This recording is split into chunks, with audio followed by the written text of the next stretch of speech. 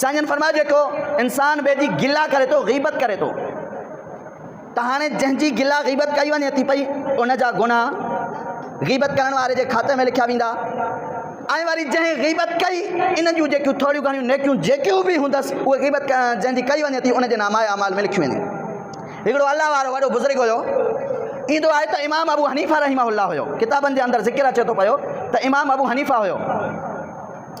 इमाम साहब खे कंहिं अची करे चयो साईं फ़िलाणो जेको शख़्स आहे न हू तव्हांजे बारे में कुझु चई रहियो हुयो, ख़राब अल्फाज़ कढी रहियो हुयो, ग़ीबत ऐं गिला करे रहियो हुयो।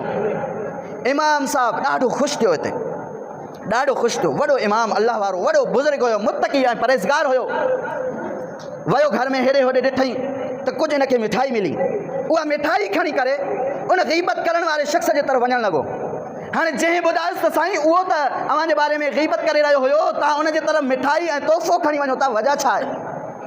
चई वजह ही आहे जंहिं ग़ीबत गिला मुंहिंजी कई आहे न उन मुंहिंजे मथां एहसान कयो आहे जो उन पंहिंजूं नेकियूं मुंहिंजे हवाले कयूं आहिनि ऐं मुंहिंजा गुनाह पंहिंजे हवाले कयो अथई। अल्लाह जे रसूल जी हदीस आहे। इन जे लाइ मां उनखे तोहफ़ो ऐं इनाम ॾियणु वञा थो जो तूं मूंखे नेकियूं ॾिनियूं आहिनि ऐं मुंहिंजा गुनाह तुंहिंजे हवाले थिया आहिनि।